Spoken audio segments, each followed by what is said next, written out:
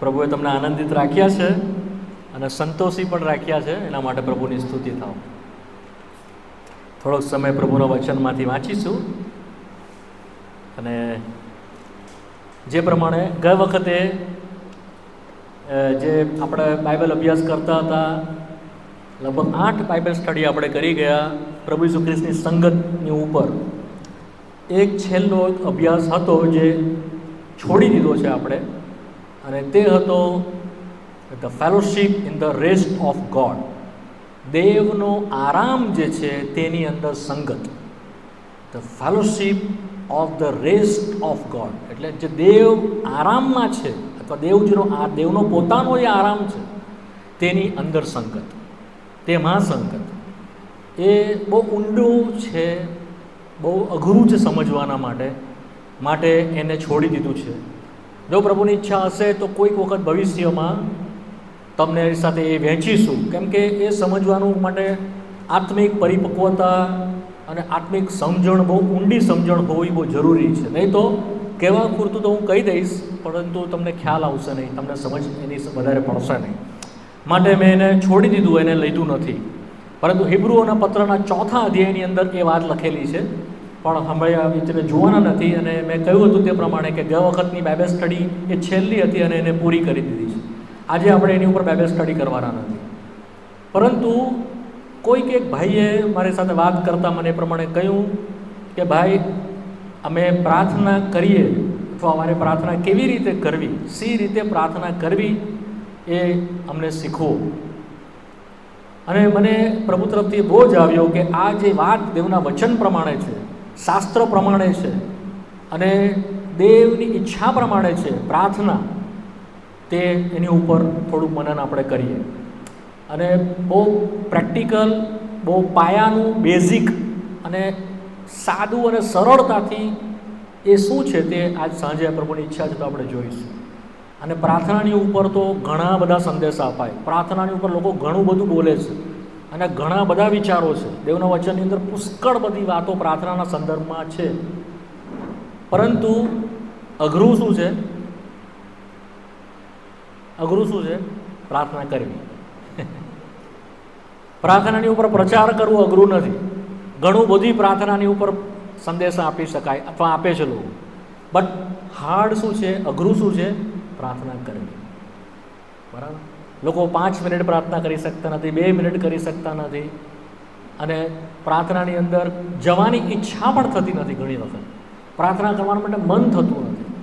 અને આપણે જોઈએ છે કે 1 વર્ષનો વિશ્વાસી હોય કે 5 વર્ષનો વિશ્વાસી કે 10 વર્ષનો, 25 વર્ષનો વિશ્વાસી હોય કે જૂનામાં જૂનો 40-50 વર્ષનો વિશ્વાસી હોય, તેને પણ આ જો એ અભ્યાસ ન કરે પ્રેક્ટિકલી, એ પોતે પ્રાર્થના ન કરે નિરંતર, તો એને માટે પણ આ જ મુશ્કેલી હંમેશા રહે છે.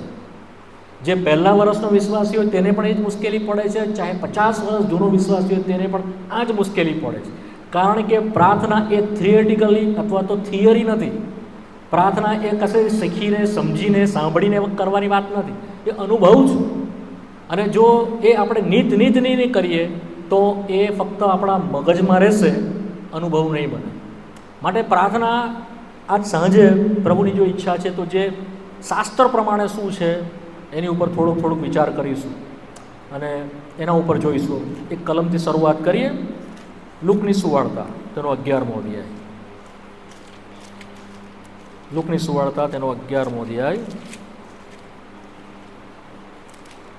અને તેની પહેલી કલમથી લઈને 4થી કલમ સુધી વાંચવાના છે. વારાફરતી વાંચીએ. મળી ગયું બધાને? તે એક ઠેકાણે પ્રાર્થના કરતો હતો.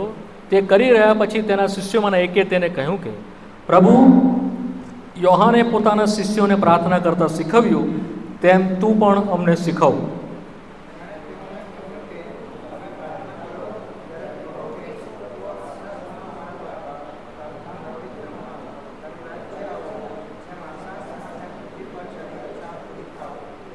દિવસની અમારી રોટલી રોજ અમને આપ, અને અમારા પાપ અમને માફ કર, કેમ કે અમે પોતે પણ અમારા હરેક ઋણીઓને માફ કરીએ છીએ. અને અમને પરીક્ષણમાં ન લાવ, પણ ભૂંડાઈથી અમારો છૂટકો કર. પ્રાર્થના કરીએ. જીવતા બાપ, તમારી હાજરીમાં, તમારી સમક્ષતામાં, તમારા દીકરા પ્રભુ ઈસુ ખ્રિસ્તના ઉચ્ચ કરાયેલા નામમાં તેના વેવડાવેલા રોએ કરીને પ્રભુ તમારું ઘૂંટણ તમારા પિતા સિંહાસનને પકડીએ છીએ. જીવતા અને મહાન પ્રભુ, અમારી કોઈ યોગ્યતા નથી કે અમે તમારી પાસે આવીએ, પરંતુ તમે એવો અમને હક આપ્યો તમારા દીકરામાં કે અમે તમને આબા બાપ એમ કહીને હાક મારીએ. તમારો પવિત્ર આત્મા મારા માહે વસાવ્યો કે જે અમને પ્રાર્થના કરતાં શીખ્યો. તમારું વચન અમને સમજાવ્યું, શીખાડ્યું કે જેથી કરીને પ્રાર્થના સી રીતે કરવી તે પ્રભુ અમે જાણીએ. અમે આભારી છે, તમારી સ્તુતિ કરીએ છીએ. પ્રાર્થનાના માટે સર્વ પ્રબંધો તમારા દીકરામાં તમે ઉપલબ્ધ કરાવ્યા. માટે આજ સંધ્યાએ પણ જે તમારી વાત છે તમારા વચન દ્વારા પ્રગટ કરો, અને તમારા લોકો એટલે અમે સર્વ બહુ સરળતાથી, સહજતાથી આ વાતને સમજીએ અને શીખીએ, અને પ્રભુ અમારો અનુભવ થાય, અમે પ્રાર્થના કરી શકીએ, બહુ રાજી ખુશીથી અને આનંદથી તમારા ચરણોમાં થોભી શકીએ, અને પ્રભુ અમારા માટે સહેલું થઈ જાય એવું આજ સાંજે તમે કરો. અમારી પ્રાર્થનાને વિનંતી છે. અંધકારની શક્તિઓને બાંધેલી રાખો, વચનને તમારા હાથમાં સોંપી દઈએ છીએ. પ્રાર્થનાને સાંભળો, પ્રભુ ઈસુ ખ્રિસ્તના ઉચ્ચ કરેલા નામમાં માંગીએ છીએ. આમીન. જે પ્રમાણે આપણે વાંચી ગયા લુકની સુવાર્તાના 11મા અધ્યાયની 1-4 કલમ, આ જ વાત માથેની સુવાર્તાના 6ઠ્ઠા અધ્યાયની અંદર પહેલી કલમથી લઈને લગભગ 15મી કલમ સુધી નોંધવામાં આવેલી છે. હવે આ જે વાત શિષ્યોએ પ્રભુ ઈસુ ખ્રિસ્તને પૂછી કે પ્રભુ તું અમને પ્રાર્થના કરતાં શીખવ, કારણ કે પ્રભુ ઈસુ ખ્રિસ્તને તેઓ પ્રાર્થના કરતા જોતા હતા. પ્રભુ ઈસુ ખ્રિસ્ત આખી રાત પ્રાર્થના કરતા અને પહાડ ઉપર જઈને એકાંતમાં પ્રાર્થના કરતા, અને તેઓ એ પણ જાણતા હતા કે યોહાને પોતાના શિષ્યોને પ્રાર્થના કરતાં શીખવી હતી. માટે બહુ સહજતાપૂર્વક નાના બાળકની પેઠે નમ્ર થઈને તેઓએ પ્રભુને કહ્યું, પ્રભુ અમને પણ શીખવો કે અમે કેવી રીતે પ્રાર્થના કરીએ. તો આ એ લોકોની જે ઈચ્છા હતી એ બહુ સારી અને ભલી ઈચ્છા. આજે પણ જો આપણા હૃદયમાં ઈચ્છા થાય કે પ્રભુ અમને પ્રાર્થના કરતાં શીખવ, તો એ ખોટી વાત નહીં, એ સૌથી સારી ઈચ્છા છે, અને એ સારું છે કે આપણે પ્રભુને પાસેથી શીખવાના માટે પ્રભુને કહીએ છીએ. માટે શરમાવાનું કારણ નથી. બીજી વસ્તુ કે પ્રભુની આગળ, કોઈની બી આગળ જો આપણે પ્રાર્થના કરી શકતા નથી 5 મિનિટ કે 2 મિનિટ, એનો અર્થ શું છે કે આપણે લઘુતા ગ્રંથિ આત્મિક રીતે અનુભવીએ છીએ. સ્પિરિચ્યુઅલ ઇન્ફિનિટી કોમ્પ્લેક્સ એવું ઇંગ્લિશમાં કહેવામાં આવે છે. એટલે કે આપણને સંકોચ લાગે છે, આપણને શરમ અનુભવાય છે, આપણને એમ થાય કે આટલા બધા વર્ષો થઈ ગયા અને હું પ્રાર્થના નથી કરી શકતો, મારાથી પ્રાર્થના થતી નથી, અથવા તો બીજા લોકો કેટલી સરસ પ્રાર્થના કરાવે છે, બીજા લોકો કેટલા સારા સારા શબ્દો બોલે છે, બીજા લોકોના શબ્દોની અંદર કેટલી બધી દેવનું વચન આવે છે, અને કેટલી ફાઇન રીતે પ્રાર્થના કરાવે છે. શા માટે હું પ્રાર્થના કરી શકતો નથી? શા માટે મારાથી આ પ્રાર્થના થતી નથી? માટે જ્યારે કોઈ વખત પ્રાર્થના કરવાનું કહેવામાં આવે ત્યારે આપણે પ્રાર્થના કરતા નથી અને ચૂપ રહીએ છીએ. એટલા માટે ચૂપ રહીએ છીએ કે બીજાઓને પેટે મારી પાસે આવડતી નથી, માટે ચૂપ રહીએ છીએ. બીજાઓ કેટલું સારી પ્રાર્થના કરે, લાંબી કરી શકે છે, હું તો 1 મિનિટ બી કરી શકતો નથી. એ લોકોના મોંમાં આટલા બધા શબ્દ આવે છે ક્યાંથી? મારા મોંમાં કેમ આ બધા શબ્દ આવતા નથી? ઘણી વખત અમને લોકો પૂછે છે કે તમે કંઈક ચોપડીમાંથી વાંચીને પ્રાર્થના કરો છો, તમારી પાસે આ પ્રાર્થના આવી ક્યાંથી, તમે કેવી રીતે પ્રાર્થના શીખી, વગેરે વગેરે વગેરે. તો આ બધા પ્રશ્નો છે માણસોને થાય છે, અને તેના કારણે લોકો આત્મિક રીતે લઘુતા ગ્રંથિમાં જતા જાય છે. તેઓ પોતાનું મોં ખોલી શકતા નથી, અને સી રીતે પ્રાર્થના કરવી તે જાણતા બી નથી, અને તેઓ પ્રાર્થના કરવા માટે પ્રયત્ન પણ કરતા. આ બીજી વાત. ત્રીજું કે વ્યક્તિગત રીતે પ્રાર્થના જે કરવી જોઈએ તે ન કરવાના કારણે જ્યારે જાહેરમાં પ્રાર્થના કરવાનું કહેવામાં આવે છે ત્યારે મુશ્કેલી અનુભવાય છે. જેઓ એકલામાં ઘરે પ્રાર્થનામાં સમય વિતાવતા નથી, પ્રાર્થના કરતા નથી, તેઓને વધારે પડતું અઘરું જાહેરમાં પ્રાર્થના પણ લાગે છે. જો તમે જાહેરમાં પ્રાર્થના નથી કરી શકતા અથવા તમને મુશ્કેલી પડે છે, એનો અર્થ સીધો એવો થાય છે કે જેઓ આત્મિક લોકો છે તેઓ તરત જાણી જાય છે, તેઓ તરત સમજે છે કે અમને પ્રાર્થના કરવામાં મુશ્કેલી પડે છે. એનું કારણ શું છે? કારણ કે વ્યક્તિગત રીતે ઘરે તેઓ પ્રાર્થના કરતા નથી, એટલે ખબર પડી જાય છે. માટે એ આપણી આત્મિક જે દરિદ્રતા છે અથવા આપણી આત્મિક નિર્બળતા છે તે દેખાઈ આવે છે. આત્મિક આપણી પરિપક્વતા નથી અથવા આત્મિક આપણી વૃદ્ધિ થઈ નથી તે દેખાઈ આવે છે. તો એ પણ આપણા માટે એક નેગેટિવ બાબત જાય છે કે 5 વર્ષ થયા, 10 વર્ષ થયા, 15 વર્ષ થયા, જો તમે પ્રાર્થના નથી કરી શકતા તો તમારી જે ઇમેજ ઊભી થાય છે તે ખરાબ કે ખોટી ઊભી થાય. તમારું કે મારું કે કોઈનું બી જે મૂલ્યાંકન કરવામાં આવે આત્મિક, એ તમે કેવી પ્રાર્થના કરો છો તે તમે કેવું ભજન કરો છો તે, તમે કેવી સાક્ષી આપો છો તે એની ઉપર આધારિત હોય છે. સમજાય? આ કંઈ એવું નથી કે ઢંકાયેલું કે આવું ન હોવું જોઈએ. દેખીતું લોકો એવું જોશે. જો તમે આત્મિક માણસ છો તો તમે આત્મિક રીતે પ્રાર્થના કરી જ શકશો. જો તમે આત્મિક માણસ છો તો તમે આત્મિક ભજન કરી જ શકશો. જો તમે આત્મિક માણસ છો તો તમે સાક્ષી આપી જ શકશો. કેવી રીતે? તમે ગામિત પરિવારમાં જન્મેલા છો, કોઈ એમને શીખવાડતું નથી ગામિત ભાષા. એ સ્કૂલમાં જઈને ગામિત ભાષા શીખતું નથી, એ ગામિત ભાષા ઘરમાં જ શીખે છે. જો તમે કોઈ અંગ્રેજી કુટુંબમાં જન્મેલા છો તો તમે ઇંગ્લિશ બોલતે. જો તમે કોઈ મરાઠી કુટુંબમાં જન્મેલા હોય તો તમે મરાઠી બોલતે. જો કોઈ તમિલમાં તમે જન્મેલા છો તો તમે તમિલ બોલતે. તમે ગુજરાતી છો, તમે તમિલ નહીં બોલી શકો, કે તમે ગુજરાતી કુટુંબમાં જન્મેલા છો. કેમ? કારણ કે નાનપણથી તમે તમારા મા બાપને બોલતા સાંભળો છો અને તે તમારા કાનમાં આવે છે અને સમય આવતા તમે પોતે પણ એ પ્રમાણે બોલતા શીખો છો.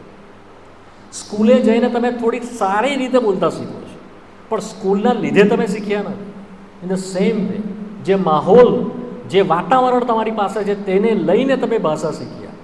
એવી જ રીતે પ્રાર્થના માટે પણ એ વાતાવરણ જરૂરી છે. જો તમે એ વાતાવરણમાં છો, એટલે કે મંડળીમાં છો, તો તમે પ્રાર્થના કેવી રીતે કરવી તે સમય જાણશો, સાંભળશો કે સમજશો. બીજાઓને પ્રાર્થના કરતાં સાંભળતા ધીમે ધીમે તમે પણ પ્રાર્થના કરતા થઈ જશો. હવે નાનું બાળક પ્રાર્થના કરવા માટે પ્રયત્ન જ નહીં, એટલે બોલવા માટે પ્રયત્ન જ નહીં કરે. 5 વર્ષનું થાય, 6 વર્ષનું થાય તો પછી મા બાપને ચિંતા થવા માંડે. કારણ કે 5 વર્ષનું બાળક બોલતું થવા માંડે, 6 વર્ષનું બાળક બોલતું થવા માંડે. પણ 7 વર્ષ થઈ જાય, 8 વર્ષ થઈને તે બોલે જ નહીં તો મા બાપને ચિંતા થાય કે કંઈક પ્રોબ્લેમ છે. કેમ કે કુદરતી છે, એ આવવું જ જોઈએ. મારો નાનો બાળક છે, એનું નામ લાઝર છે. એ ઘણો મોટો થયો, 5-6 વર્ષ થયો, ત્યાં સુધી બોલતો જ નહોતો. એ ઈશારાથી વાત કરતો, એવી રીતે ઈશારાથી વાત કરતો. અને એના મમ્મી બહુ ચિંતા કરતા, મારા વાઈફ, કે ક્યારે બોલશે આ ક્યાં સુધી ઈશારામાં વાત કરશે, આને કોઈ તકલીફ તો નથી, કોઈ પ્રોબ્લેમ તો નથી. એટલે હું કહેતો કે ના એવું નથી, એનો સમય આવશે તારા તે બોલશે અને એટલું બધું બોલશે ને કે પછી તારે બંધ કરાવવું પડશે. હવે એવો સમય છે, એટલું બધું બોલે છે, અમારા આખા ઘરમાં એનો જ અવાજ આવે છે. ઇવન અમારી આખી સોસાયટીમાં પણ એનો જ અવાજ આવે છે. એને ચૂપ કેવી રીતે કરાવવું તે અમને ખબર નથી. વોટ આઈ એમ સેઇંગ, એક સમય આવે છે જ્યારે એ આપોઆપ આવી જાય છે. આત્મિક રીતે પણ આપણા જીવનમાં સમય આવવો જોઈએ. અટરન્સ કહેવામાં આવે છે, વાચા, એ આપોઆપ આપણા મોંમાં પ્રાર્થના આવે છે. પણ ક્યારે? જો એ તમે માહોલમાં કે વાતાવરણમાં છો. જો એ વાતાવરણમાં નથી, તમે એ માહોલમાં નથી, તમે સાંભળ્યું જ નથી બીજાનું પ્રાર્થના કરતા, તો તમે પ્રાર્થના કરતા જાતા પણ શીખશો. બીજું, દેવના વચન આધારિત પ્રાર્થના કરવાની છે. તે પણ દેવનું વચન જો વંચાતું નથી, દેવના વચનમાંથી પ્રકાશ નથી, તો દેવના વચન આધારિત આપણે પ્રાર્થના કરીશું ને આપણે ગમે તેમ પ્રાર્થના કરીશું. ત્રીજું, પવિત્ર આત્માની આધીનતા દ્વારા આપણે પ્રાર્થના કરતા શીખીએ છીએ. જો આપણું આત્મિક જીવન પવિત્ર આત્માની આધીનતામાં નથી, એટલે એને ગમે છે એવું નથી, પવિત્ર આત્મા આપણને દોરે છે ને આપણે ચાલતા નથી, તો પવિત્ર આત્માથી પ્રાર્થના થશે નહીં. તો આપણે પ્રાર્થના કરીશું ખરા, પણ આપણા મોંમાં જે વર્ડ આવવા જોઈએ તે પ્રોપર નહીં આવશે. જે દોરવણી મળવી જોઈએ તે દોરવણી નહીં મળશે. આપણે ગડબડ કરશું અને બોલવા ખાતર મર્મરિંગ કરીશું આપણે, પણ આત્માથી અધિકાર થઈને તમારા પર કંટ્રોલ કરીને જે પ્રાર્થના થવી જોઈએ તે થશે નહીં. એના માટે શું થવું પડે છે? પવિત્ર આત્માની આધીનતાવાળું જીવન જોઈએ. આધીનતાવાળું આપણું જીવન ગમે તેમ હોય તો પવિત્ર આત્મામાં આપણામાં સ્વતંત્ર અનુભવશે નહીં, મોકળાશ નહીં અનુભવે, તો પ્રાર્થના થશે. આ બેઝિક વાત હતી. હવે થોડીક થરેલી વાત કરીએ. બીજી 10-1 મિનિટ તમારી લઈશ થરેલી વાત કરવાના માટે. કેટલીક બાબત જે જરૂરી છે પ્રાર્થનાના માટે, એમ તો બહુ બધી બાબતો છે, પણ 8-10 બાબતો જોઈશું કે જે પ્રાર્થનાના માટે ઇમ્પોર્ટન્ટ છે તે જોઈશું. પછી પ્રાર્થના શું છે તે જોઈશું. જો પ્રભુની ઈચ્છા છે તો પ્રાર્થનાના પ્રકાર શું છે તે પણ જોઈશું ઇન ધ લેટર સ્ટેજ. જો પ્રભુની ઈચ્છા છે તો 9 એવી બાબતો છે કે જેને લઈને દેવ પ્રાર્થના સાંભળતો નથી, પ્રાર્થનાને અટકાવી દે છે. એવા 9 કારણ છે, એ આપણે જો પ્રભુની ઈચ્છા હશે તો જોઈશું. તો શરૂઆત કરીએ અત્યારે જે 8 થી 10 જે નેસેસરી છે, જે જરૂરિયાત છે પ્રાર્થનાના માટે, તેનાથી શરૂઆત કરીએ. સૌથી પહેલું છે પ્રાર્થનાના માટે એડ્રેસ, અથવા તો તમે જેને સંબોધો છો તે હોવું જોઈએ. તમે કોને પ્રાર્થના કરશો? That is the first thing. એ પેલું ઇમ્પોર્ટન્ટ છે. કારણ કે પ્રાર્થના તો દરેક જાતના લોકો કરે છે. દરેક ધર્મના લોકો કરે છે, હા કે ના? દરેક જાતિના લોકો કરે છે, દરેક લોકો પ્રાર્થના તો કરે જ છે ને, ઈશ્વરને પ્રાર્થના તો કરે છે. તમે કોને પ્રાર્થના કરો છો તે ઇઝ ધ ફર્સ્ટ થિંગ. તમે કોને સંબોધો છો? પ્રભુની સ્તુતિ થાવ, તેણે આપણી આંખ ખોલી કે આપણે આપણો ઉત્પન્ન કરનારને ઓળખ્યો. આપણે જાણીએ છીએ કે આપણો દેવ કોણ છે. આપણે તેને હાંક મારીએ છીએ, અબ્બા બાપ એમ કહીને. ઓ હેવનલી ફાધર, હે મારા સ્વર્ગીય પિતા. સાચી વાત ને? આપણે એને સંબોધીએ છીએ, ટુ એડ્રેસ સમવન. આપણે કોઈને સંબોધીએ છીએ. આપણો દેવ નથી ચાહતો કે આપણે સંબોધન વગર પ્રાર્થના કરીએ. That is the first thing. તમે કોઈના નામમાં પ્રાર્થના કરો અને એમ કહો કે દેવ તો બધા એક જ છે ને, બધા દેવ તો એક જ છે. હું તો એમ કહું હે દેવ એમ કરીને કોઈ પ્રાર્થના કરે તો બાબુ માન્ય કરતો. લિસન બી કેરફુલી, વેરી વેરી ઇમ્પોર્ટન્ટ. નહીં તો બધાની જ પ્રાર્થના સંભળાય. એ તો એમ કહીને કહે છે ને, હે દેવ મારું સાંભળ, હે ઉત્પન્ન કરનાર મારું સાંભળ. મુસલમાન બી કે જ પ્રમાણે કહે છે, ભલે અલ્લાહના નામથી કહે છે. હિન્દુ પણ એ જ પ્રમાણે કહે છે, બ્રાહ્મણ કે પછી કોઈ બી જાતિનો હોય, હે દેવ મારું સાંભળ એમ કહીને કરે છે પ્રાર્થના. એણે પોતાને સ્પેસિફિક કર્યો છે. That is the first thing. એણે પોતાને પ્રગટ કર્યો છે. હી રિવીલ હિમસેલ્ફ. તેણે પોતાને પ્રગટ કર્યો છે, હું આ છું. એના નામમાં એને આપણે પ્રાર્થના કરીએ છીએ. સમજ પડી? તો સૌથી પહેલાં શું છે? એડ્રેસ બહુ જરૂરી છે. હું તમારી સાથે વાતચીત કરતો હોઉં ને, હું એડ્રેસ નહીં કરું કે આશીષ સાથે વાત કરું છું અને આમ ફરીને દિવાલની સામે હે આશીષ, હે ભાઈ ઇઝ રોંગ. બરાબર? દેવને પસંદ નથી.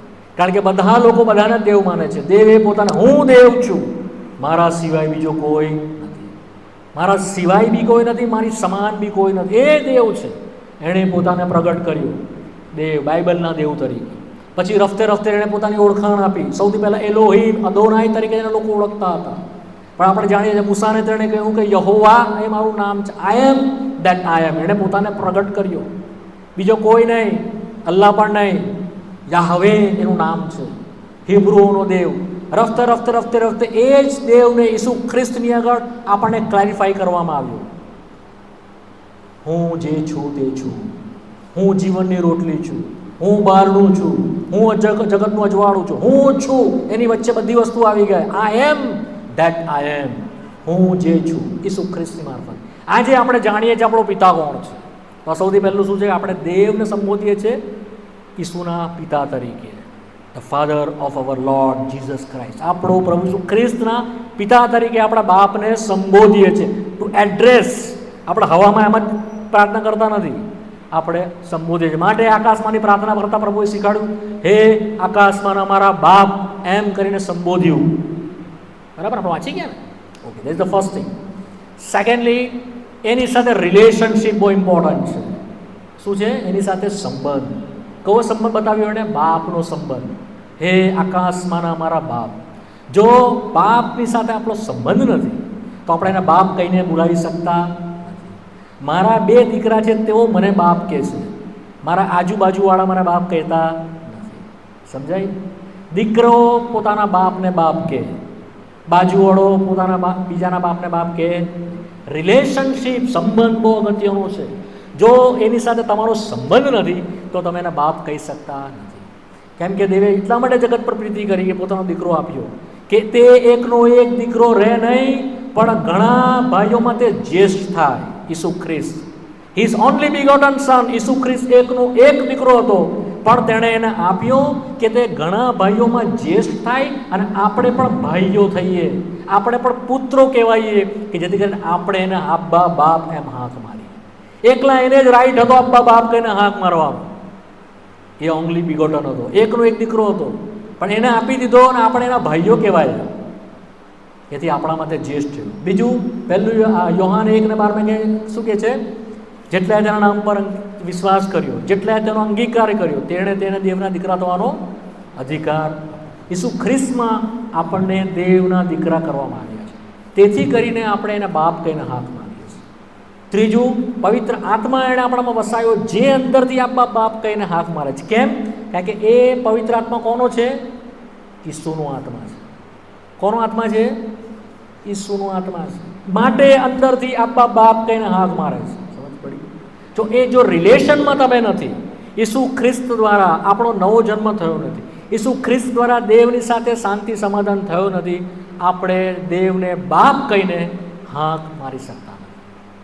સિમ્પલ, ક્લિયર, સમજ પડી ગઈ? પહેલું એને આપણે એડ્રેસ કરીએ છીએ દેવ તરીકે. બીજું, એને બાપ તરીકે આપણો રિલેશન છે. સેકન્ડ. ત્રીજું, આપણે કોઈકના નામમાં પ્રાર્થના કરવાના માટે હક આપ્યો છે.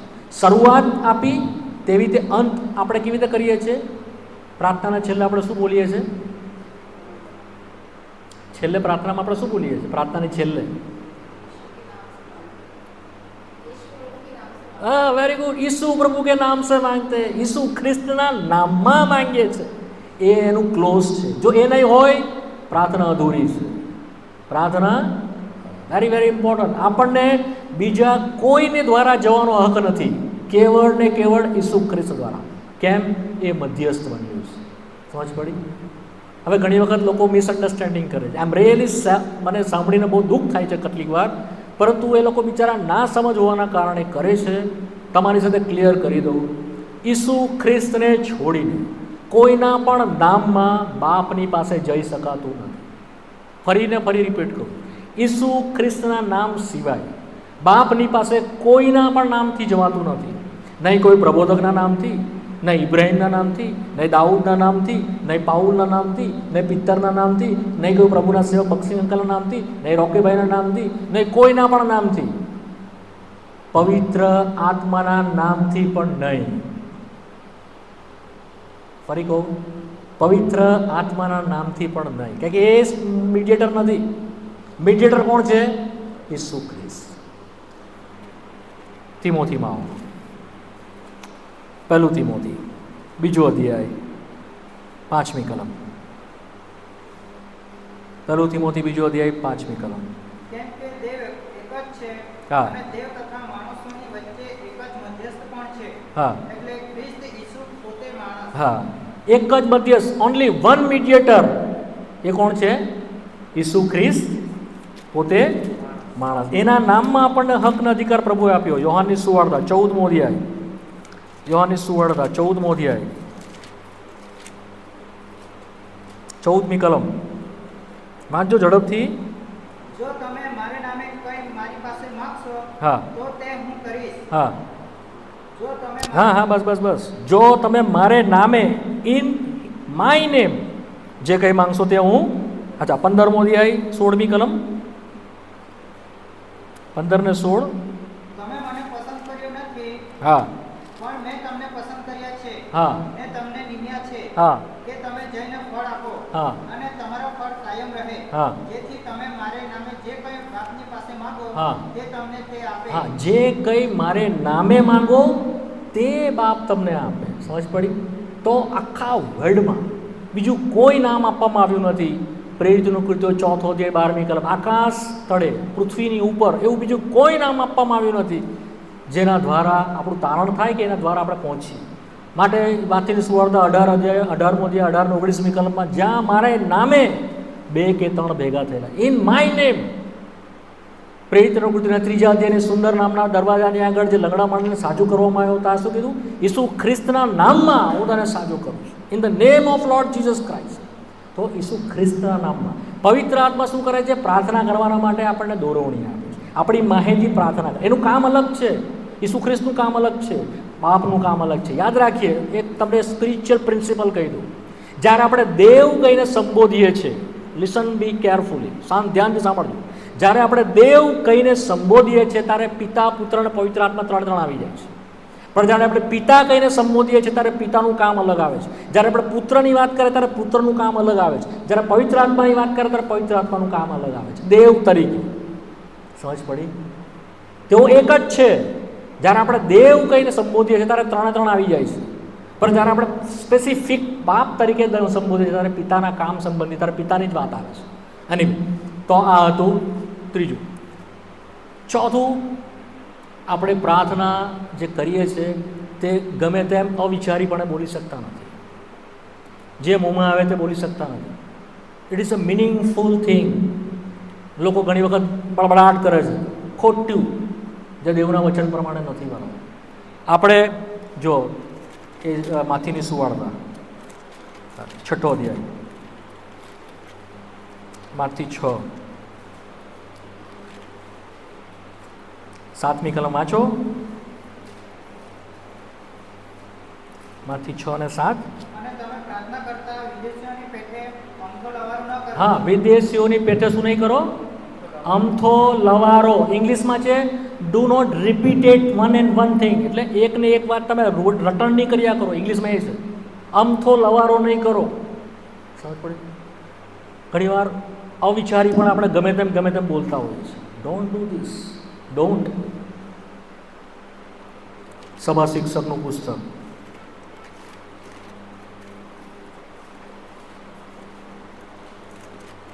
સભા શિક્ષક, યશાયાની પહેલાં ગીતોનું ગીત, ગીતોની ગીતની આગળ સભા શિક્ષક આવશે. 5મો અધ્યાય, 597 નંબરના પાના ઉપર, નવા કરારમાં, આ જૂના કરારમાં 597. બીજી કલમ વાંચો. તારા મોઢેથી અવિચારી વાત ન કર. હા, તારા મોઢેથી અવિચારી વાત ન કર.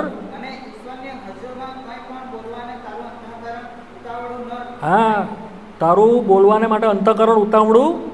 હા કેમ કે ઈશ્વર આકાશમાં છે હા અને તું તો પૃથ્વી પર છે. હા માટે તારા શબ્દ ખોટા જ હોય. હા, તે આકાશમાં છે અને તું પૃથ્વી ઉપર છે. તારા શબ્દ થોડા કેવા શું માંગે છે કે આપણે ગમે તેમ કરી શકતા નથી.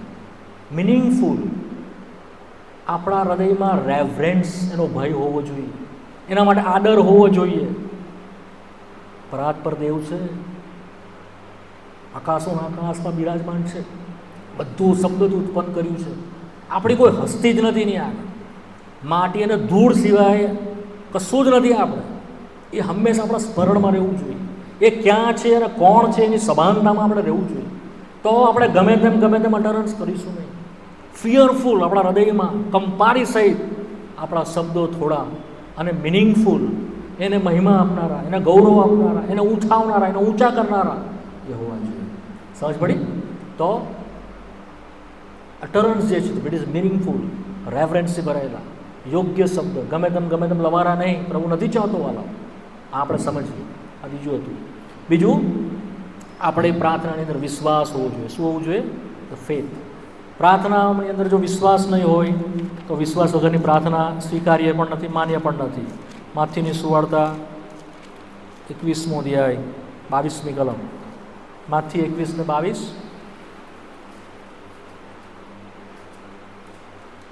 વાંચો ઝડપથી. અને જે કંઈ તમે વિશ્વાસ રાખીને પ્રાર્થનામાં માંગશો હા. તે સગળું તમે પામશો. હા, વિશ્વાસ રાખીને શું કરશો?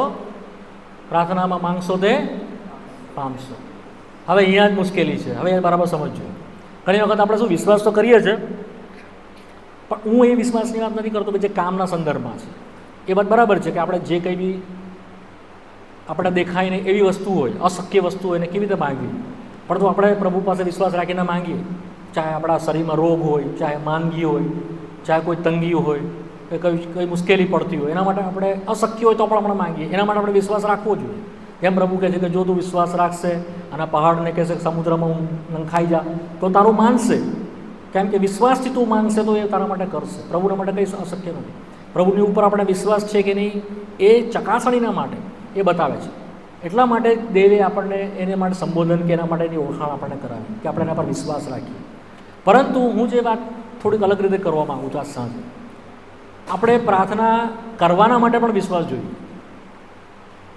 કેમ આજે પ્રાર્થના અટરન્સ નથી કરતા? મેં શરૂઆતમાં જ કીધું, આપણને બીક લાગે છે, મારી પાસે શબ્દ જ નહીં નીકળે. હું એની વાત કરું છું આજ સાંજે, બેઝિક વાત, મોટા વિશ્વાસની વાત નથી કરવાની. આજે આપણે પ્રાર્થના કરતા જ નથી કારણ કે આપણે વિશ્વાસ જ નથી કે હું શું બોલીશ. હું એના માટે ઉત્તેજન આપવા માટે તમને કહું છું આજ સાંજે. દેવનું વચન શું કહે છે? તારું મુખ ઉઘાડ, એટલે હું તારું મુખ શું કર? ઉઘાડ. એમાં બધું ભરીને ઉઘાડ એમ? You open your mouth just. કોણ ભરશે? કોણ ભરશે? તો એના માટે શું કરવાનું? શું કરવાનું? વિશ્વાસ. વિશ્વાસ કરવાનો ને. પ્રભુ મને તો પ્રાર્થના કરતા આવડતી નથી, હું ભણ્યો પણ નથી, મારી પાસે ચોપડી પણ નથી, આટલી લાંબી લાંબી પ્રાર્થના ભાઈઓ કરે છે, મારે નથી ખબર પડતી, મારાથી નહીં થાય, બટ હું વિશ્વાસ કરું છું આ વચનની ઉપર.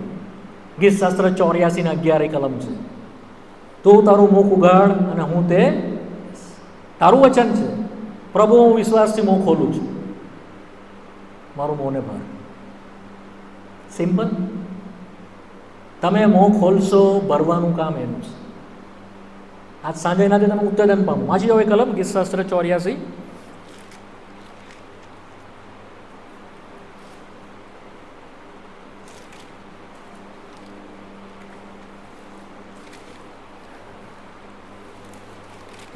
સોરી માફ કરજો, 81:10. ગીતશાસ્ત્ર 81:10 વાંચો. મિસ્ર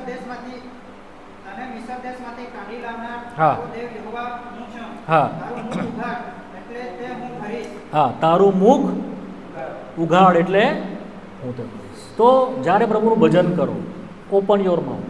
જ્યારે સાક્ષી આપો, ઓપન યોર માઉથ. જ્યારે પ્રાર્થના કરો, open your mouth. By faith. કેવી રીતે? બાય, શરમાવાનું નહીં. આપણો પ્રભુ કદી શરમાયો નહીં. જાહેરમાં અર્ધનગ્ન હાલતમાં દેવનો દીકરો વધસ્તંભ પર મરાયો, શરમાયો નહીં. તેણે શરમજનક મૃત્યુ સહન કર્યું, હિબ્રુના પત્રમાં કહે છે. શેમફુલ ડેથ આપણા માટે સહન કર્યું, ઓપનમાં, જાહેરમાં. કોઈ ખૂણામાં બહાર નથી બન્યું, જાહેરમાં બન્યું. આખા વર્લ્ડમાં ખબર છે.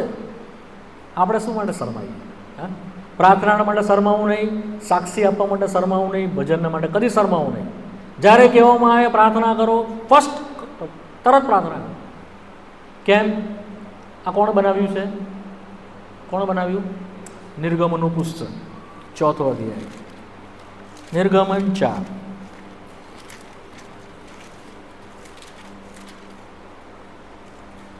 પંદરમી કલમ, 15 અને 16. આ 15મી કલમ જ વાંચો. અને તું તેની સાથે બોલીને તેને શું કહેવું તે તેને શીખવજે. અને હું તારા મુખની તથા તેના મુખની સાથે હોઈશ. અને તમારે શું કરવું તે હું તમને શીખવીશ. હું તારા મુખની સાથે હોઈશ. માણસનું મુખ કોણે બનાવ્યું છે? કલમ વાંચો, એમાં હશે જ.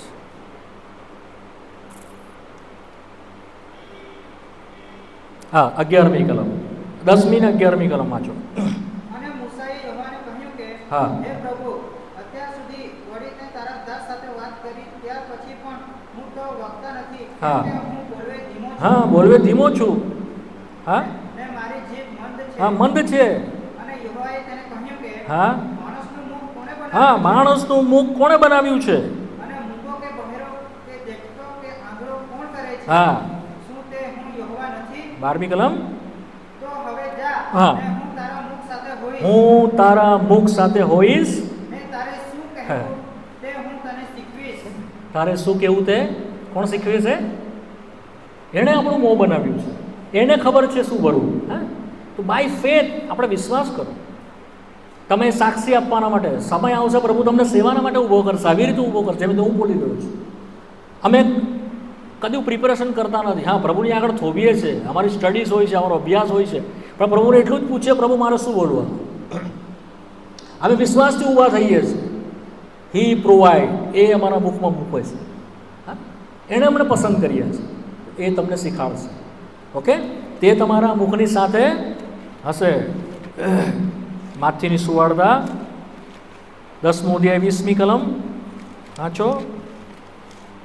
માથી 10 ને 20 વાંચી જાઓ. કેમ કે જે બોલે છે હા. તે તો તમે નથી, જે બોલે છે તો તમે નહીં. પણ તમારામાં બાપનો જે આત્મા છે તે તમારામાં બોલે છે. હા, પ્રભુની સ્તુતિ થાવ. બાપનો જે આત્મા જે તમારામાં છે તે બોલે છે. એક તો એણે મોં બનાવ્યું છે, એ આપણા મોંમાં ભરશે. બીજું, એણે પોતાનો આત્મા આપણી અંદર આપ્યો છે કે તે તમારામાં બોલશે, તમે નહીં. તેનો આત્મા તમારામાંથી બોલશે. લુકની સુવાર્તા 12મો અધ્યાય 12મી કલમ.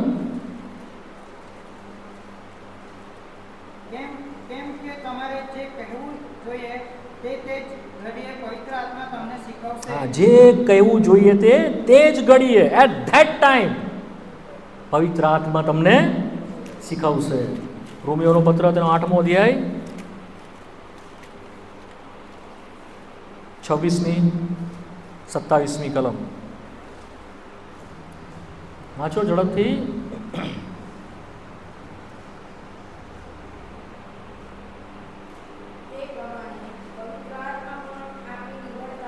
હા હા હા હા હા હા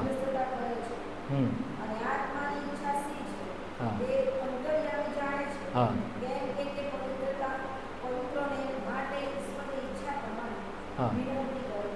પવિત્ર આત્મા આ કરશે.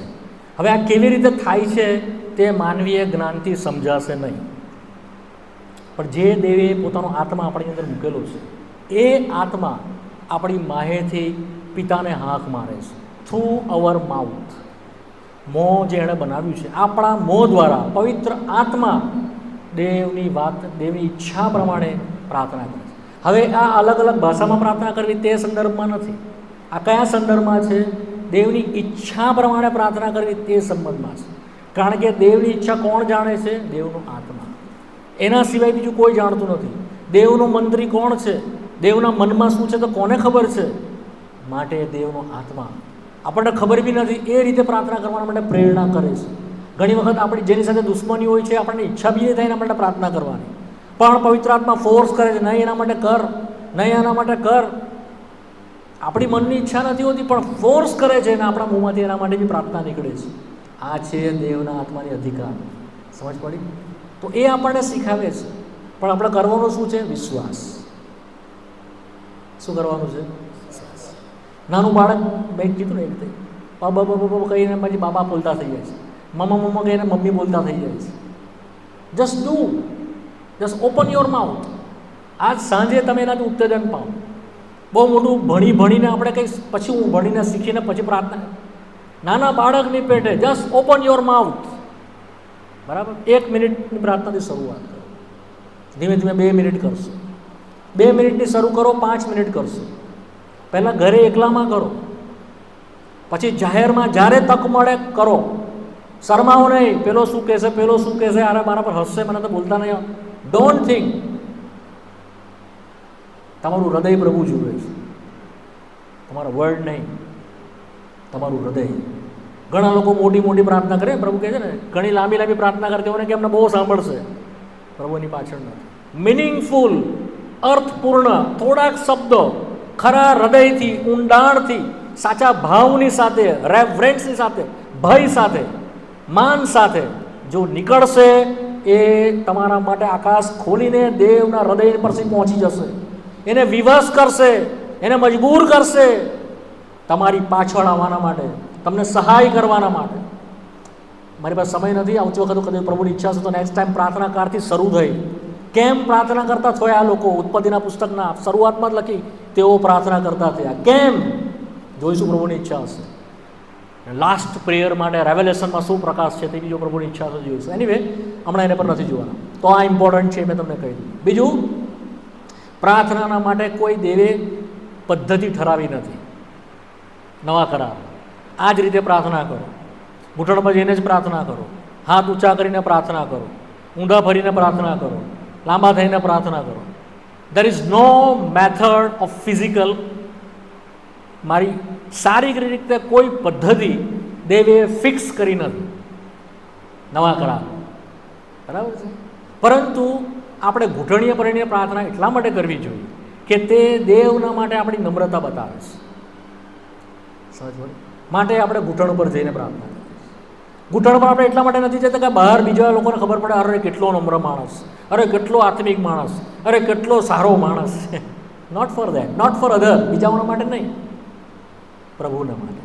તો જો તમે મનમાં તેની આગળ નમ્ર થયા નથી, મનમાં તેની આગળ તૂટેલા નથી, મનમાં પ્રભુની આગળ નમીને માફી માંગીને પ્રભુ તું કહે તે ખરું, હું કહું તે બધું ખોટું, અંદરથી તમે પ્રભુની આગળ નમેલા નથી, તો બહાર તમે નમો એનો કોઈ અર્થ નથી. જો મનમાં ઘૂંટણ પર નથી તો મનમાં તો બહાર ઘૂંટણ પડવાનો કોઈ અર્થ. સૌથી પહેલાં અંદર ઘૂંટણ પર હોવા જોઈએ, પ્રભુની આગળ નમી ગયેલા હોવા જોઈએ. પ્રભુએ જે કીધું છે તે માની લીધેલું હોવા જોઈએ. તો તમને દેવનો આત્મા તમને બાહ્ય રીતે પણ પ્રભુની આગળ નમ્ર કરશે. પહેલું.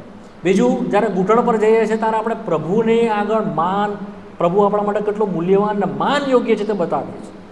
પ્રભુ, તું મારી આગળ કેટલો મહાન છે, તું કેવો છે, અને હું તારી આગળ તારો દાસ છું, એ પ્રગટ કરવાના માટે આપણે ઘૂંટણ પર જઈએ છીએ.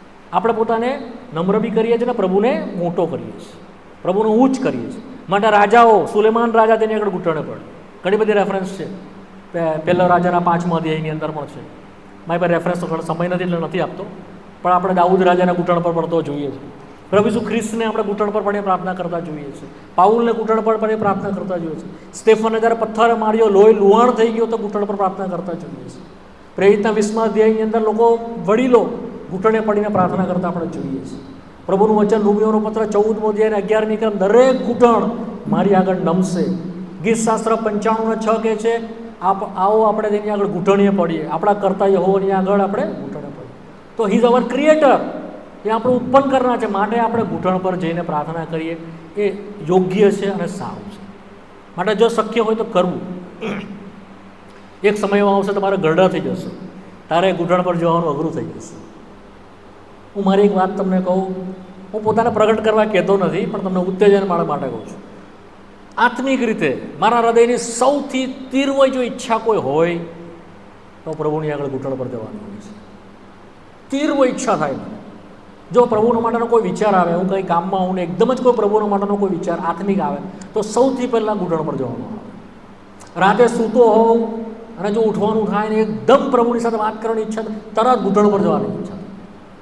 એટલા માટે નહીં કે મારે કશું એને કહેવું છે, એટલા માટે નહીં કે મારે કંઈ એને લાંબી પ્રાર્થના કરીને મારે ફરિયાદ કરવી છે, કે જણાવવું છે, મારી વિનંતીઓ એની આગળ લાવવી છે, કે પ્રભુ તું મને મદદ કરે કેવું છે. નહીં, મારો ગમે છે મને એની આગળ જોવાનું. That is my likeness. એકદમ તીવ્ર ઈચ્છા થાય છે કે હું એની આગળ જાઉં, એની આગળ ફોલ ડાઉન થાઉં. અને જ્યારે હું થાઉં છું એકદમ મારા હૃદયમાં જોય, આનંદ આવે છે. આ મારી પર્સનલ વાત કરી, તો આ એક ભાગ હોય છે આપણો કરવું. એની મેં તો આ હતું. બીજું કે જ્યારે આપણે પ્રાર્થના કરીએ છીએ ત્યારે આત્માથી તો કરીએ છીએ અને સમજ સાથે પણ કરીએ છીએ. પહેલું કોરિન્થીયનો 14મો અધ્યાય, 1 Corinthians chapter 14. પહેલું કોરિન્થીયનો 14મો અધ્યાય 15મી કલમ. તો શું હું આત્માથી પ્રાર્થના કરીશ હા. અને સમજશક્તિથી પણ પ્રાર્થના કરીશ? આત્માથી ગાઈશ અને સમજશક્તિથી હા, પણ આત્માથી ગાઈશ, જે આપણે જોઈ ગયા તે પ્રમાણે પવિત્ર આત્માની દોરવણીથી કરીએ છીએ. સાથે સાથે શું કહીએ છીએ? વિથ અન્ડરસ્ટેન્ડિંગ, સમજપૂર્વક આપણે પ્રાર્થના કરીએ છીએ. દેવની સમજણની સાથે દેવને ઊંચો કરીએ છીએ. માણસોની સમજણ પ્રમાણે માણસોના માટે પ્રાર્થના કરીએ છીએ. જરૂરિયાત અનુસાર પ્રાર્થના કરીએ છીએ. લોજિકલ જોડાયેલું હોય છે, અનલોજિકલ નથી. યાદ રાખીએ, દેવનો આત્મા જ્યારે તમારો અધિકાર કરે છે, અનલોજિકલ તમે બોલતા નથી. વિથ અન્ડરસ્ટેન્ડિંગ, સમજપૂર્વક બોલીએ છીએ. આપણે ગાંડાની જેમ પ્રાર્થના કરતા નથી. કોઈ ગાંડો માણસ આવીને વાતચીત કરે કંઈ સમજ જ નહીં પડે. એવી રીતે વાત કરતા આપણે કેમ? સમજપૂર્વક પ્રાર્થના કરીએ, જેથી એ લોકોને સમજાય અને લોકો સમજીને શું બોલે? આમીન બોલે. શું બોલે? લખ્યું છે આગળ. એ આમીન કેવી રીતે બોલશે? 16મી કલમ. નહીં તો જો હું આત્માથી સ્તુતિ કરીશ તો ત્યાં પેલો અભણ માણસ તારી આવાજ સુધી સાંભળીને આમીન સી રીતે કરશે? હા કેમ કે તું શું કહે છે એ તે સમજતો નથી. હા, તું શું કહે છે એને સમજ જ નહીં પડતી, તો એ આમીન કેવી રીતે બોલશે? આમીનનો અર્થ શું થાય? એમ થાવ. શું થાય આમીનનો અર્થ? એમ થાવ. તો એ એમ થાવ ક્યારે બોલશે? જ્યારે એને સમજ પડશે. સમજ પડી? અન્ડરસ્ટેન્ડિંગની સાથે, વિથ સ્પિરિટ, આત્માથી, અને શું કહે છે? અન્ડરસ્ટેન્ડિંગ સાથે. તો આ આટલું મેં તમને વહેંચી લીધું, મારો સમય પૂરો થાય છે એટલે હવે વધારે નહીં કહું. બીજી બી ઘણી વાતો છે. 20 જેટલી બાબતો છે દેવના વચનની અંદર કે જે નમૂનાના રૂપમાં આપવામાં આવી, કે તેઓએ પ્રાર્થના કેવી રીતે કરી અને પ્રાર્થનામાં શું માન્યું. જો પ્રભુની ઈચ્છા સાથે તો એ પણ સમય આવતા સમયમાં જોઈશું. 20 જેટલી બાબત છે. 20 કે પ્રાર્થનામાં તેઓએ શું બોલ્યા. મરિયમની પ્રાર્થના છે, હાન્નાની પ્રાર્થના છે, દાઉદની પ્રાર્થના છે, એલિયાની પ્રાર્થના છે, નેહમ્યાની પ્રાર્થના છે, એઝરાની પ્રાર્થના છે, દાનિયેલની પ્રાર્થના છે, ઈસુ ખ્રિસ્તની પ્રાર્થના છે, પાઉલની પ્રાર્થના છે, પિત્તરની પ્રાર્થના છે. સો મેની પર બહુ બધા ઉદાહરણો. એનાથી આપણને ખબર પડે છે how to pre, vote two પ્રે, કેવી રીતે પ્રાર્થના કરવી ને શું પ્રાર્થના. તો એ સ્ક્રિપ્ચરલ પ્રેયર છે, દેવના વચનમાં નમૂનો આપવામાં આવ્યો છે. ઓકે, પણ આપણે એક નમૂનો જે ઈસુ ખ્રિસ્તે આપ્યો તેની પર આવી જઈએ. I will take 15 minutes, 15 minute લઈશ ખાલી, અને પછી બંધ કરી દઈશ. ઝડપથી આવો. માથીની સુવાર્તા અને તેનો 6ઠ્ઠો અધ્યાય, મેથ્યુ ચેપ્ટર 6.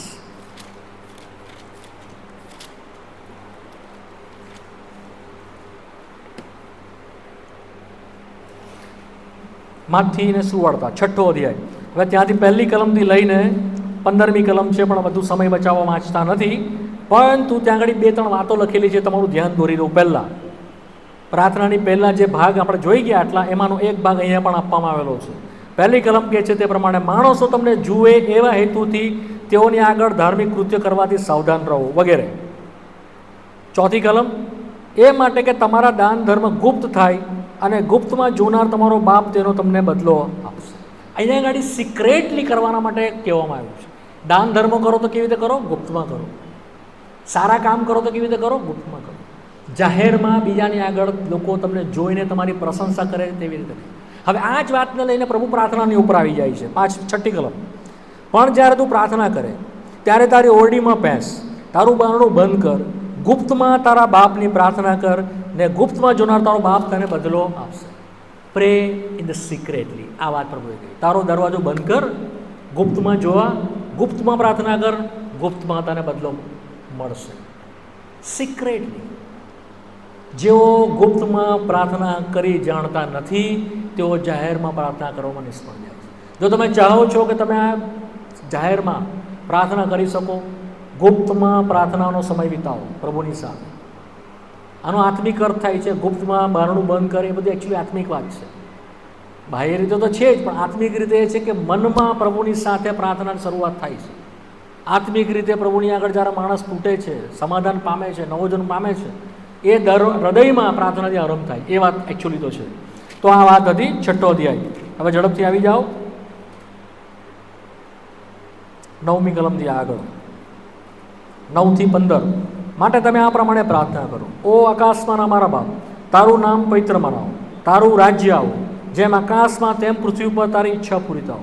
દિવસને મારી રોટલી આજ અમને આપ, અને જેમ અમે અમારા ઋણોને માફ કર્યા છે તેમ તું અમારા ઋણોને માફ કર, અને અમને પરીક્ષણમાં ન લાવ, પણ ભૂંડાઈથી અમારો છૂટકો કર, કેમ કે રાજ્ય તથા પરાક્રમ તથા મહિમા સર્વકાળ સુધી તારા જ છે. આમીન. હવે અહીં આગળ પ્રાર્થનાનો નમૂનો આપવામાં આવ્યો. શું આપવામાં આવ્યો? શું પ્રાર્થનાનો? બોલો ને. નમૂનો. નમૂનો એટલે ધારો કે બહેનો બેઠા છે અને તમે લોકો બી જાણતા હશો, તમારે ચોખા ભરાવો છો ઘરે, ચોખા ભરાવો છો તમે લોકો? હા, તો તમે કોઈ તમારા ઘરના માણસને મોકલો કે ભાઈ આપણે ચોખા ભરાવાના છે, તો થોડોક નમૂનો લઈને આવો. તો તમે જાઓ કરિયાણાની દુકાન પર, તો ભાઈ મને ચોખાના નમૂના આપો. તો પેલા ભાઈ કયા લેવાના છે? કોલમ લેવાના છે. તો 4-5 જાતના તમને કોલમના નમૂના આપશે. ગુજરાત 17, લચકારી કોલમ, ફલાણા ઢેગણા, તમારા કદાચ વ્યારાના અહીંયા લોકલ બી આપશે તમને. આટલા આપે ને? કેટલા આપે? આટલા બધા આપે નમૂના. આ બધા લઈ જાઓ એમ કે શું કે આટલા આપે ને? પડીકી બી બાંધી આપે. 5 જાતના નમૂના લાવો, બાસમતી રાઈસ બી લાવો. પછી ઘરે જઈને તમારા મિસિસને આપો કે બેનને આપો. લો હવે રાંધો. આટલા રાંધશે? આટલા રંધાય? એ ખાલી ચેક કરવા માટે છે, તમને ચેક કરવા માટે છે. આટલા બધી ભાઈ તમને શું કહે છે? અચ્છા આ સિલેક્ટ કરો, આ બંને શું થાય? 500 ગ્રામ લઈ આવો, 250 ગ્રામ લઈ આવો. એ તમે લઈને આવો 500 ગ્રામ. હજુ પણ તમે ભરતા 500 ગ્રામ લાવીને ભાઈ બનાવો છો. પછી જે તમને ગમે છે અથવા જે સ્વાદિષ્ટ હોય છે તેને તમે ભરાવો છો. બરાબર? તો નમૂનો જે છે તે તમારા ઘરમાં ભરતા, પરંતુ એના પછી જે આખા ગુણ્યા આવે છે કે બાચકા આવે છે તે તમે ઘરે ભરો છો. સેમ વે આ નમૂનો છે. શું છે? પણ લોકો શું કરે છે? આપણા ક્રિશ્ચિયન લોકો આને જ પ્રાર્થના કર્યા કરે છે. આકાશમાંના પ્રાર્થના કરીશું એટલે આકાશમાંની પ્રાર્થના કરે. હું એ લોકોની ટીકા નિંદા નથી કરતો, બટ એ નમૂનો છે. સમજ પડી? એને રિપીટ કરવા માટે પ્રભુએ કીધું નથી. ખ્યાલ આવ્યો? માટે હવે જો પ્રમાણે તમે રિપીટ કર્યા કરતા હોય આકાશમાંના પ્રાર્થના તો કરતા નહીં. એ પ્રભુએ શું નમૂનો આપ્યો છે, આવી રીતે પ્રાર્થના કરવાની. આ જ પ્રાર્થના નહીં કર્યા કરવાની. લોકો સવાર ઉઠીને બી આ જ પ્રાર્થના, બપોરે બી આ જ પ્રાર્થના, રાતે બી આ જ પ્રાર્થના, બીજા દિવસે બી આકાશમાંના બાપ, આકાશમાંના બાપ, આકાશમાં બાપ. Don't do this. સમજ પડી ગઈ? એ શું છે? નમૂનો છે. નમૂનો શાનો છે? વિસ્તારનો નમૂનો છે નાનો. ટૂંકાણમાં પ્રભુએ સમજાવ્યું કે પ્રાર્થના શું છે. હવે એને જોઈ લઈએ વન બાય વન. 9મી કલમ, તમે આ પ્રમાણે પ્રાર્થના કરો. શું કીધું પ્રભુએ? આ પ્રાર્થના કરો એમ નથી કીધું. શું કીધું પ્રભુએ? આ પ્રમાણે પ્રાર્થના કરો. લાઈક ધેટ, આના જેવું આ રીતે પ્રાર્થના કરો. ત્યાં ગાડી 4 સેન્ટેન્સ સૌથી પહેલાં આપવામાં આવ્યા છે, તે દેવના સંબંધમાં છે. શું છે? 4 સેન્ટેન્સ સૌથી પહેલાં દેવના સંબંધમાં છે. 2 એના પછીની જે બાબત છે તે આપણા માટે છે. એક આપણી દૈહિક બાબત માટે છે, એક આપણી આત્મિક બાબત માટે છે. ત્યાર પછીની છેલ્લી જે બાબત છે તે બી દેવના માટે છે. બરાબર? સમજવું પડે. દેવથી શરૂઆત થાય છે પ્રાર્થના, દેવથી અંત થાય છે પ્રાર્થના. વચ્ચે આપણી વાત મૂકવામાં આવી, એ પણ 2 જ બાદ. હવે એને થોડી થોડી જોઈ લઈએ. સૌથી પહેલાં કહેવામાં આવ્યું, હે આકાશમાંના મારા બાપ. આ ધ ફર્સ્ટ થિંગ. પછી બીજું શું છે? તારું નામ પવિત્ર. બીજી વાત. ત્રીજું, તારું રાજ્ય. પછી જેમ આકાશમાં તારી ઈચ્છા પૂરી થાય છે પૃથ્વી ઉપર તારી ઈચ્છા. 4 બાબત દેવના માટે છે. C that is the prayer. આ પ્રાર્થના છે, એનાથી શરૂ થાય છે અને 4 બાબત એની જ વાત કરી. આપણી વાત આવતી નથી. આપણે તો પ્રાર્થના કરીએ, ઓ પ્રભુ મને પેલું, ઓ પ્રભુ મને પેલું, ઓ પ્રભુ મને પેલું, ઓ પ્રભુ મને પેલું. ડોન્ટ હરી. ઉતાવળ કરશો નહીં. ઉતાવળ કરશો. That is a real prayer meaning. એનાથી શરૂ કરો. હું સમજાવીશ કેવી રીતે શરૂ કરવાનું, શું છે તે. પછી બીજી વાત આપણી, 2 વાત આપણી છે. કઈ કઈ વાત આપણી છે? જુઓ ને અંદર, બોલતા કેમ નથી? હા, બિરયાની આપ, ભાત, હા, ચા નાસ્તો. શું માંગ્યું? શું? રોટલી. જસ્ટ રોટલી. 6 મહિના માટે? વર્ષ માટે? કેટલા માટે? બોલો ને બેન, તમને પૂછું છું. કેટલા દિવસ માટે રોટલી માંગી? હા, એક જ દિવસ માટે. આજની જ રોટલી, કાલે પણ નહીં. કાલે આપજે એવું નહીં કીધું. રોજની રોટલી, આજની રોટલી તું મને. દેટ ઇઝ આપણું કેટલું લિમિટેડ અને આપણે કેટલા એ હોવા જોઈએ પોતાના માટે, તે સંબંધ બતાવે છે. ઓકે. બીજું શું છે? આ આપણી દૈહિક માંગણી માટે છે. પછી બીજું શું કીધું એણે? જેમ અમે અમારા ઋણોને માફ કરીએ છીએ તેમ તું અમારા ઋણોને મને માફ કર. વિથ કન્ડિશન, શરતની સાથે કહે છે મને માફ કર. આત્મિક પ્રાર્થના આત્મિક નીડ માટે છે. ત્રીજું શું છે કહે છે? છેલ્લું, હા, કેમ કે રાજ્ય તથા પરાક્રમ તથા મહિમા સદા સરોકાર તને. છેલ્લે પણ એનાથી પૂરું કરે છે. તો દેટ ઇઝ અવર પ્રેયર. 4 એની, 2 એની, પાછાના 3 એના, આપણી વચ્ચે લિમિટેડ. આ પ્રાર્થનાનો નમૂનો છે. જ્યારે આપણે શરૂઆત કરીએ છીએ, હે આકાશમાંના મારા બાપ, મેં તમને અગાઉ જ કહી દીધું, આપણે એને બાપ તરીકે સંબોધીએ છીએ. જો આપણો બાપની સાથે સંબંધ નથી, આપણે એને બાપ કહી શકતા નથી. પ્રભુની સ્તુતિ થાવ. ઈસુ ખ્રિસ્તનો બાપ એમ લખવામાં આવ્યું છે, જે આપણો બાપ છે. જે મારો બાપ તે તમારો બાપ, જે મારો દેવ તે તમારો દેવ. ઇન હિમ, એનામાં આપણને લાભ મળ્યો કે એને આપણે અબ્બા બાપ એમ કહીને હાથ મારીએ છીએ. નહીં તો આપણે નહીં મારી શકીએ. That is a privilege. ખ્રિસ્તમાં એ આપણને પ્રિવિલેજ છે. તો આપણે એને સંબોધીએ. સૌથી પહેલાં શું કરીએ છીએ? આપણે એને સંબોધીએ છીએ, એના નામથી સંબોધીએ છીએ. ચાહે તમે આકાશમાંનો બાપ કહો, ચાહે તમે રાજાઓના રાજા કહો, ચાહે પ્રભુઓનો પ્રભુ કહો, ચાહે મહિમાવાન દેવ કહો, સ્વર્ગીય પ્રભુ કહો, જીવંત પ્રભુ કહો, ચાહે તમે એને સ્વર્ગીય જે બી તમે લિવિંગ ગોડ, જીવંત પ્રભુ કહો, એનું નામથી સંબોધો. That is the main important. શું કરો? એના નામથી સંબોધો. આ શું બતાવે છે? વર્શિપ બતાવે. શું બતાવે છે? ભજન. જે દેવ છે તે તેને કહો. પણ એ તમને ખબર ક્યારે પડશે દેવ કોણ છે? તમે એમાંથી વાંચશો નહીં તો દેવને ખબર નહીં પડશે અને દેવના નામ કેટલા છે. માટે સ્ક્રિપ્ચરલ પ્રેયર શું છે? તમે એને જાણો. આપણે એને જેનું એને સંબોધીએ છીએ, મને એની ઓળખાણ કેવી રીતે થાય? જો હું એને વાંચ્યું હોય, જો મેં એના વિશે સાંભળ્યું હોય, જો મંડળીમાં મેં એના વિશે સાંભળ્યું હોય, જો સંદેશામાં સાંભળ્યું હોય, જો વચનમાં મેં સાંભળ્યું, જો મેં સાંભળ્યું જ નહીં હોય તો હું સંબોધન કેવી રીતે કરીશ? માટે એના એટલા બધા નામ છે, તમે દર વખતે એના અલગ નામથી બોલાવી શકો છો. સનાતન યુગોનો રાજા છે, મહિમાનો પ્રભુ છે, ગૌરવનો પ્રભુ છે, આકાશોના આકાશમાં બિરાજનાર પ્રભુ છે, સદાકાળ જીવતો પ્રભુ છે, એકાકીય દેવ છે, અનન્ય પ્રભુ છે. So many name. ઘટશે નહીં નામ તમને એના વિશે બોલવાના. એનાથી શરૂ કરો. સમજ પડી? સૌથી પહેલાં શું કરો? પ્રાર્થના કરો તારે એને ભજન આપો. એ જે છે તે કહો. પ્રભુ તું દેવનો દેવ છે, તું રાજાઓનો રાજા છે, તું મહિમાવાન પ્રભુ છે, તું ગૌરવવાન પ્રભુ છે. એના વિશે કહો. તું પવિત્ર દેવ છે, તું સત્ય દેવ છે, તું ન્યાયી દેવ છે. એ જે છે એને કહેવો તે ભજન છે. હવે બીજી એક વાત તમને કહી દઉં. ભજન અલગ છે, પ્રાર્થના અને ભજન તો અલગ જ છે, પરંતુ ભજનની અંદર પણ ભજન અલગ છે, સ્તુતિ અલગ છે, આભાર અલગ છે. મેં આગળ બી કીધું છે, ફરી તમને કહ્યું. ભજન એ જે દેવ છે તે કહો એ ભજન છે. સ્તુતિ એ જે દેવના ગુણોના કારણે જે કંઈ થઈ રહ્યું છે તે એની સ્તુતિ છે. પરંતુ આભાર એ જે કંઈ એણે આપણા માટે કર્યું છે એ આપણે જ્યારે એને કહીએ છીએ ત્યારે એનો આભાર માનીએ છીએ.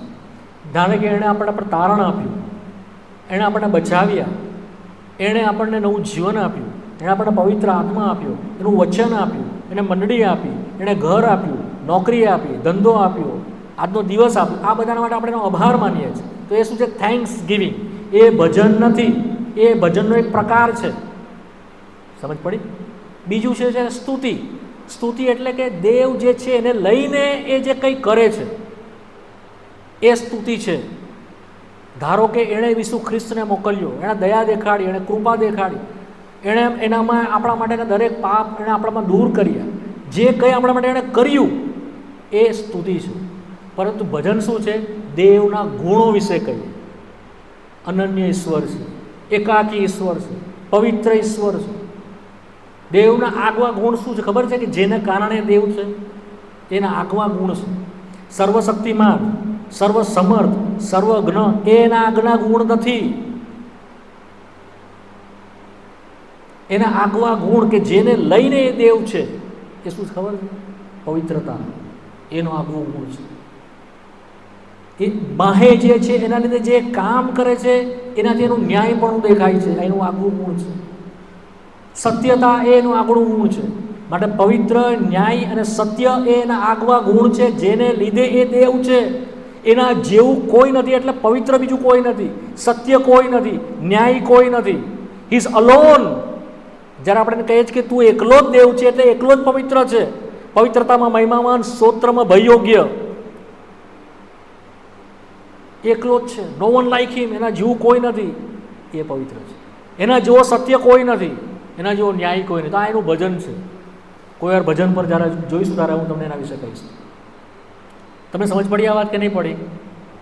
હા, ધારો કે આજે તમને સમજાવું એક ઉદાહરણ દ્વારા. એક માં છે, એના 3 દીકરા છે, 3 છોકરાઓ છે. એની માં એ લોકોના માટે સરસ મજાનું ખાવાનું બનાવે છે અને ખાવાનું બનાવીને એ લોકોની 3 આગળ ડીશ મૂકી પીરસી. એણે એક દીકરાએ કીધું કે તે બહુ સુંદર ખાવાનું બનાવ્યું છે, બહુ જ એનો સ્વાદ ફાઇન છે, શું મજાની દાળ બનાવી, શું મજાનું તે ભાત બનાવ્યો, શું મજાની સબ્જી બનાવી, બહુ જ સરસ બનાવ્યું છે તે, અને તે મને આપ્યું છે, માટે હું તારો આભાર માનું છું. બીજા એક દીકરાએ કહ્યું કે તે મારી કેટલી કાળજી લીધી અને તે મારી પ્રેમ કરીને સવારે વહેલી ઉઠી 6 વાગે તે મારા માટે બધું બનાવી, તું ચાહતે તો સૂઈ રહેતે, પણ તું ઊંઘી નહીં રહી, વહેલી ઉઠી ગઈ, તે તારી ઊંઘ જતી કરી અને મારી માટે આટલો શ્રમ કરીને, મારા પર પ્રેમ રાખીને, મારી કાળજી કરીને તે બનાવી, માટે હું તારી સ્તુતિ કરું છું. જો કક્ષા બદલાઈ છે. આભાર જે છે તે કરતાં સ્તુતિની કક્ષા ઉપર આવી. એણે એની કાળજીને વખાણી.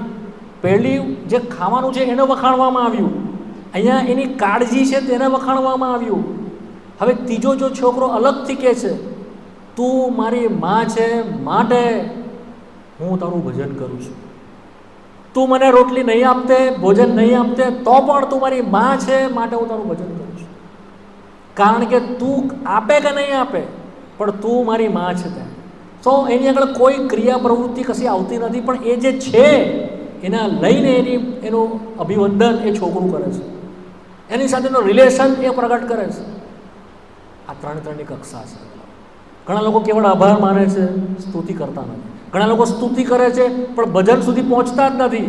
ભજન એ લોકો જ કરી શકે છે કે જેઓને કંઈ નથી મળતું, જેઓને કશું કરવામાં નહીં આવતું, તો પણ તેઓના માટે દેવ સૌથી પ્રતાપી છે, તેઓના માટે દેવ મૂલ્યવાન છે, તેઓના માટે દેવ સર્વસ્વ છે. એનું હૃદય હંમેશા દેવના માટે ભજનથી ભરાયેલું છે. That is the meaning of worship. સમજ પડી? તારું નામ પવિત્ર બનાવો, આ એ છે. શું છે? તારું નામ, મારો તો સમય પૂરો થઈ ગયો, પણ તારું નામ પવિત્ર બનાવો, that is the biggest worship.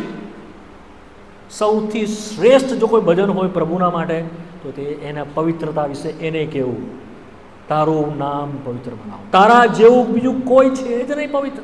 No one like હિમ. આપણે જે મહિમા મહિમા મહિમા કહીએ છીએ એ શું છે ખબર છે દેવને? જ્યારે યશાયાએ 6 અધ્યાયની અંદર આપણા યશાયાના પુસ્તક વાંચીએ છીએ, મારા દેવે, મારી આંખોએ મારા દેવને જોયું. જ્યારે ઉઝિયા રાજા મરણ પામ્યો ત્યારે તે રાજસ્થાન પર બિરાજેલો હતો. આકાશમાં સરાફીમો, કરીબો, દૂતો તેની આસપાસ પવિત્ર છે, પવિત્ર છે, પવિત્ર છે એમ કહેતા થાકતા નહોતા. કરવો 2થી પોતાના આંખ ઢાંકેલું, બીજાથી મોં ઢાંકેલું, બીજાથી પગ 2 ઢાંકેલા હતા. હઝીકેલના પ્રકટીકરણની અંદર એ જે 4 પ્રાણી છે, એકનું મોં ગરુડના જેવું, એકનું મોં માણસના જેવું, એકનું મોં સિંહના જેવું, એકનું મોં બળદના જેવું. આ આકાશી પ્રાણીઓ તેની ઉપસ્થિતિમાં નિરંતર હોલી હોલી હોલી થાક્યા વગર કયા કરે છે. What is the meaning is? અને તેના ગૌરવથી આખી ચાળ ફેલાઈ ગઈ એમ લખવામાં આવેલું છે. એની જે પ્રેઝન્સમાં એ જે પવિત્રતા થાય તે જ એનો મહિમા છે. કોઈ તેની આગળ ઊભું રહી શકતું નથી. That is the his Holiness. કોઈ એની આગળ થંભી શકતું નથી. એની પવિત્રતા છે. જ્યારે આપણે એને કહીએ છીએ તારા જેવો પવિત્રતામાં મહિમામાં બીજો કોઈ, એ સૌથી ઊંચી વર્શિપ છે. જ્યારે યશાયાએ જોયું ત્યારે એણે કહ્યું, પહેલાં 5 અધ્યાય સુધી આને અફસોસ, આ આવો છે, આ તેવો છે, પેલાના આવા છે, પેલા તમે આમ થશો, તમારું આવું થઈ જશે. 6 અધ્યાયમાં જેવો જુએ છે, ઓ મને અફસોસ એમ કહે છે. હું અશુદ્ધ હોઠોનો માણસ છું, અશુદ્ધ હોઠોનો લોકોમાં રહું છું. મારો જીભ, તું મારા પ્રભુ તરત અંગારો લઈને જીભને અને હોઠને અડક્યો. એની પ્રેઝન્સમાં આપણે પોતાને ખબર પડે છે હાઉ ફેલ વી આર. કેટલા બધા આપણે પાપી છે આપણને ખબર પડે છે. આપણી કેવી હાલત છે આપણે ખબર પડે. ઇન હિઝ પ્રેઝન્સ એની પવિત્રતા છે. તો બીજું ઘણું કહેવાનું હતું, but I have no time. પતી ગયું. તો તારું નામ પવિત્ર બનાવો, આ પ્રાર્થનાનો આરંભ છે. તો ભજનથી શરૂઆત કરો, બરાબર? ભજનથી શરૂઆત કરો. પછી જો પ્રભુની ઈચ્છા તો નેક્સ્ટ ટાઈમ જોઈશું. બીજું શું છે? તારું રાજ્ય. એ શું છે? તારી ઈચ્છા પૂરી થાય. આ બધા સિક્વન્સ છે. પ્રભુની ઈચ્છામાં બહુ લાંબી બાઇબલ સ્ટડી નહીં કરીએ, 2 કે 3 બાઇબલ સ્ટડીમાં પૂરું કરી દઈશું. પણ તમે બરાબર સમજી જાઓ પ્રાર્થના કેવી રીતે કરવાની છે. અને જેમ કીધું તેમ કરવા માટે પ્રયત્ન કરો. પહેલાં ગુપ્તમાં, પહેલાં ઘરે 2 મિનિટ, 5 મિનિટ, 10 મિનિટ, પછી જાહેરમાં 1 મિનિટ શરમાયા વગર. Open your mouth by faith. તારું મોં ખોલ, હું ભરીશ. ઓકે? સમજ નહીં પડી એવું કંઈ? કલ્પેશ, સમજાયું? હા, પ્રભુની સ્તુતિ થાવ. તો પ્રાર્થના કરીશું. બહુ સમય લીધો તમારો, બટ પ્રભુની ઈચ્છા છે તો નેક્સ્ટ ટાઈમ જોઈશું.